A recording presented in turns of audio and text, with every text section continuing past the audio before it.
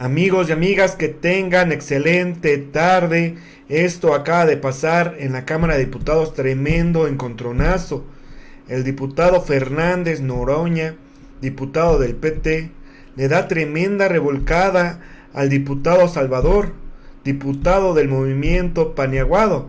Antes de poner el video, los invitamos a que se suscriban a este canal, que activen la campanita de notificaciones y que nos regalen un like para que le lleguemos a más personas con toda esta información.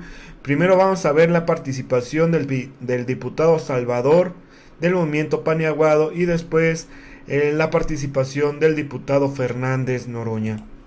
Pues vamos a escuchar lo que pasó. Nuestro país históricamente han sido un avance progresista, pero también han desembocado en terribles decepciones. Primero, el proceso de independencia, donde hijos de la patria de esa misma estirpe entregaron su vida y lo mejor de ellos para consolidar una nación libre del yugo externo, comprometidos consistentemente con instituciones democráticas y republicanas. Fueron Morelos y Guadalupe Victoria los mejores ejemplos. El resultado fue que la baja calidad del liderazgo político, aún de próceres de la independencia, conllevó la falta de compromiso con la democracia y el dominio de la escena política de personajes ególatras como Antonio López de Santana.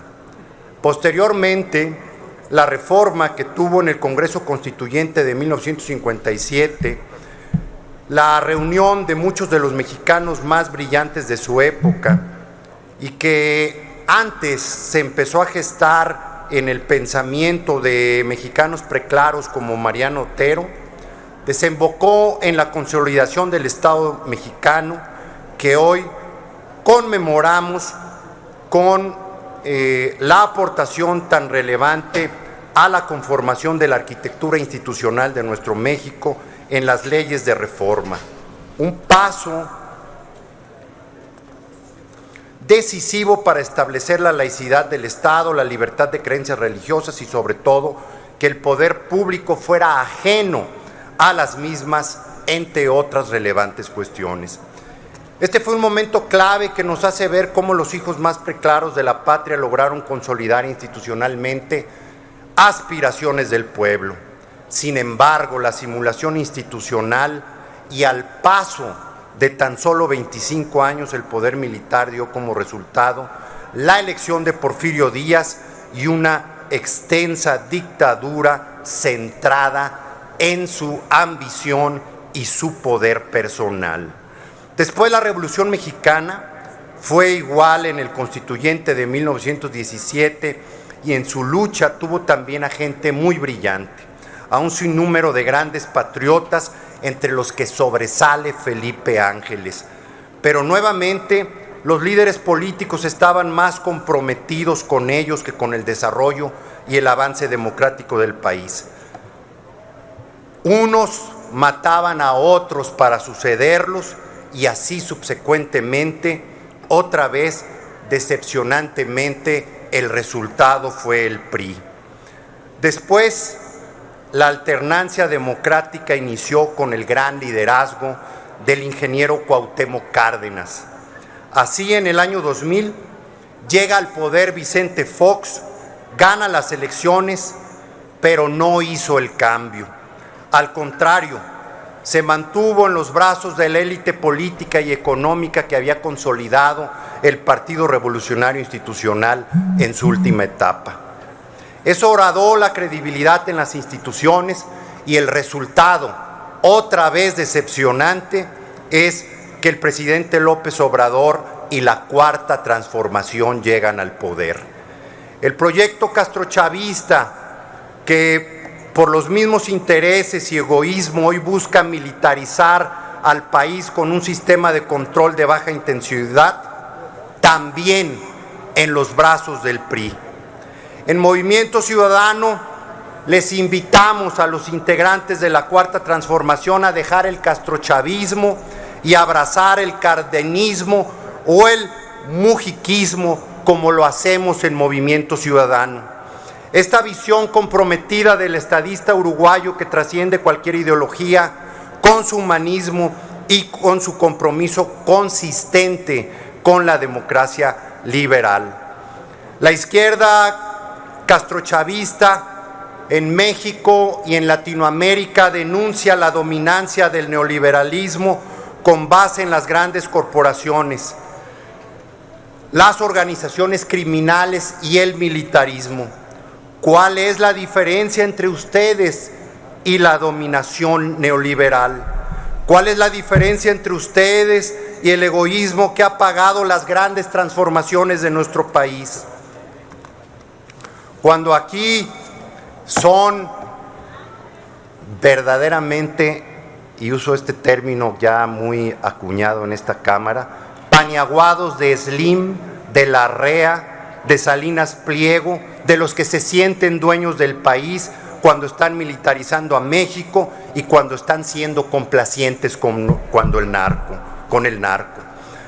Abrazos, no balazos, pensamos era un llamado a la no violencia, pero la no violencia es una política proactiva. Diputado, no es pararse en un púlpito a sermonear y a condenar y a perdonar. Concluyo.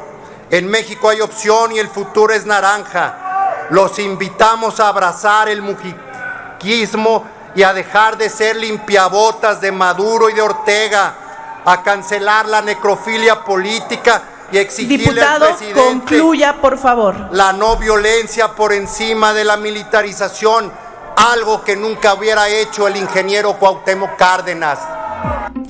Bueno, amigos, esta es la participación de este diputado Salvador del movimiento Paniaguado. Ahora vamos a ver la participación de Fernández Noroña. Vamos a escuchar. Gracias, diputada presidente. Adelante, diputado.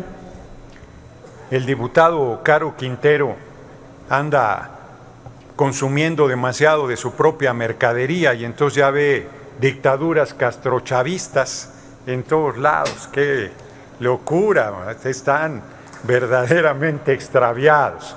En vez de hablar de la efeméride importantísima, los liberales mexicanos eran unos gigantes.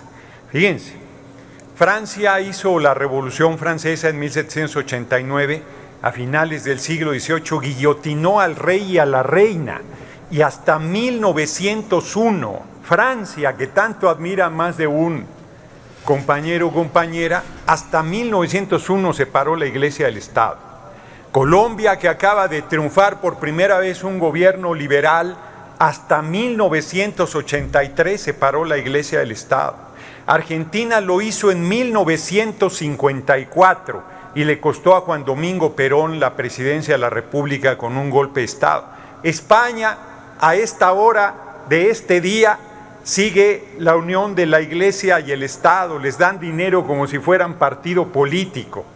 ¡Qué atraso! Bueno, tienen una monarquía, nos quieren dar clases a nosotros y aquí todos somos ciudadanos, valemos lo mismo, y allá son súbditos de la monarquía española, una antiguaya, y siguen sin separar la Iglesia del Estado. Los liberales mexicanos, con Juárez a la cabeza, a mediados del siglo XIX hicieron esa hazaña, romper del poder político el poder de la jerarquía católica, que era un lastre enorme para el desarrollo del país. En un país como hoy, mayoritariamente creyente. Hay que recordar que cuando un gobernante era elegido, el primer acto era ir a la catedral, a la iglesia inmediata, a un Te Deum.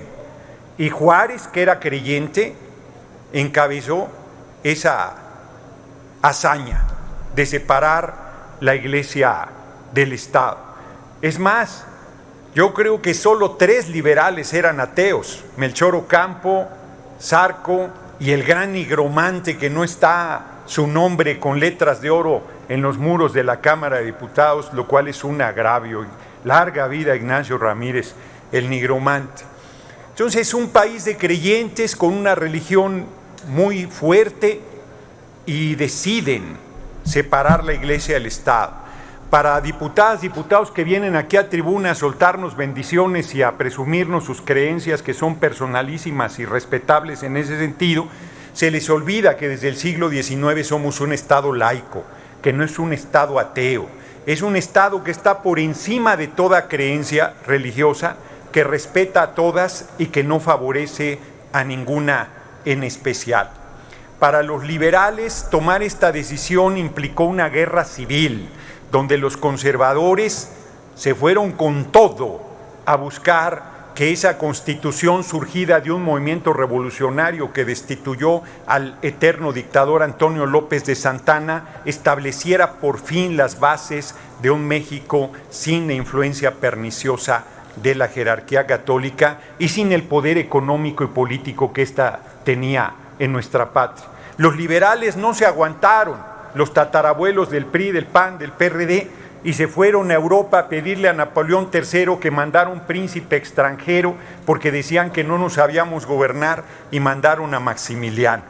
Y ese gigante, ese presidente que es el mejor que ha tenido la patria, Benito Juárez García, logró con el apoyo del pueblo lo que parecía imposible, restaurar la República, que fue la segunda etapa de esta lucha contra las leyes de reforma, contra la separación de la Iglesia y el Estado, porque además, paradoja de paradojas, el empeorador, como le decía con mucho humor corrosivo el pueblo de México, salió liberal y ratificó la separación de la Iglesia y del Estado.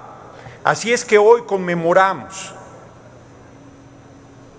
muchísimo tiempo, más de siglo y medio de la separación de la Iglesia y del Estado en México, y hay que defender la laicidad, hay que defender esa separación y hay que, como dice el refrán, al César lo que es del César y al Dios lo que es del Dios. Aquí estamos tratando asuntos públicos, asuntos políticos, donde el credo personal es respetable, pero no cabe en el debate en esta tribuna. Larga vida a los liberales mexicanos, larga vida a Benito Juárez García, Melchor Ocampo, Ignacio Ramírez, a Francisco Zarco y a esa larga lista de patriotas encabezados por don Juan Álvarez que nos dieron el Estado laico, restauraron la República y sentaron las bases de lo que es la Constitución que aún hoy nos rige en el país.